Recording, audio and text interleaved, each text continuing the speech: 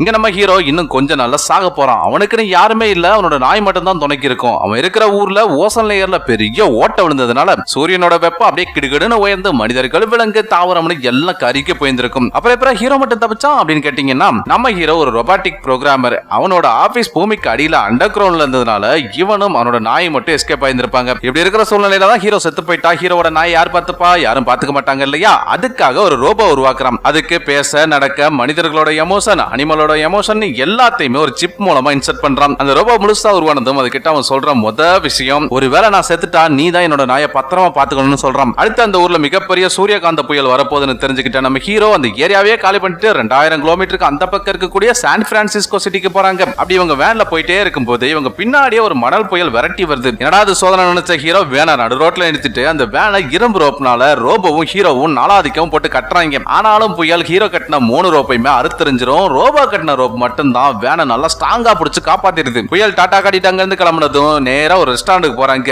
அங்க ஹீரோவும் அவனோட நாய் மட்டும் உள்ள போறாங்க. ஆர்வ கலர் ரோபோ வேனை ஓட்டி பார்க்க ஆசைப்பட்டு கொண்டு போய் எதிரில் இருந்து கார்ல சொருகிறோம். அந்த சவுண்டை கேட்ட ஹீரோ வேகமா ஓடி வந்து என்னாச்சு ஏதாச்சும் செக் பண்றான். ரோபோ நான் ஒண்ணும் பண்ணலைங்கன்னா அதுவே நகர்ந்து போய் டமால் இடிச்சுக்குச்சுன்னு சொல்ல, டே ரோபோ நேத்து பிறந்துட்டு அதுக்குள்ள உட்காந்து போய் சொல்ல வர கத்துருக்கிற. இப்ப எப்பரா நாங்க வேன்ல ஏறது? வெயில்ல வந்து அப்படியே கருகி போயிருவோம்டா, தயவு செஞ்சு அந்த வேனை நலுலுக்கு கொண்டு வான்னு சொல்லி திட்டி விட்டுருவான். ஆனாலும் ஹீரோவுக்கு உள்ளுக்குள்ள அமுட்ட ஆனந்தம். ஏன்னா உருவாக்குன ரோபோக்கு சுயமா சிந்திக்க தெரியுது, கார் ஓட்ட வேற ஆசைப்படுதுன்னு நினைச்சிட்டு அந்த ரோபோக்கு கார் ஓட்ட நல்லாவே சொல்லி கொடுக்குறான். ரோபோக்கு கற்பூர புத்தி, அவன் சொல்லி கொடுத்த அடுத்த நிமிஷமே கார் ஓட்ட கத்துக்கும். ஆனா நம்ம ஹீரோவோட உடம்பு தான் நாளுக்கு நாள் ரொம்ப மோசமாயிட்டு போயிட்டு இருக்குது. இப்படி இருக்கும்போது நம்ம ரோபோ தான் வேனை ஓட்டிட்டு போயிட்டே இருக்குமா, அப்போ ஒரு பட்டாம்பூச்சி அந்த வேனோட கண்ணாடியில வந்து அடிக்க ஷாக்கான ரோபோ இமிடியேட்டா ஹீரோ கொண்டு வந்து காட்டுது. அதை பார்த்த ஹீரோவுக்கு ரொம்ப சந்தோஷம். ஏன்னா கிட்டத்தட்ட 15 வருஷமா சூரியனோட புறவுதா கதிர்களுக்கு பயந்து போய் அண்டர் கிரவுண்ட்லயே வாழ்ந்து வந்திருப்பான். அன்னைக்கு தான் முதல் முறையா அவனோட சேஃப்டி வெஸ்ட் எதுவுமே போடாம பகல் நேரத்திலேயே வெயிலுக்கு பயப்படாம வெளியில வரான். வெளியில வந்து அவனோட கையில சூரிய ஒளி பட்டதும் எதுவுமே ஆகல. அதை பார்த்து ரொம்ப ஹாப்பியானவன் இமிடியேட்டா வேனுக்குள்ள போயிட்டு அவனுக்கு பிடிச்ச ட்ரெஸ் ஆன கோட் ஷூட்லாம் மாட்டிக்கிட்டு அப்படியே அங்கே கேம்ப் போட்டு சாப்பிட்டுட்டு இருக்கும்போது சடனா ஹீரோ அப்படியே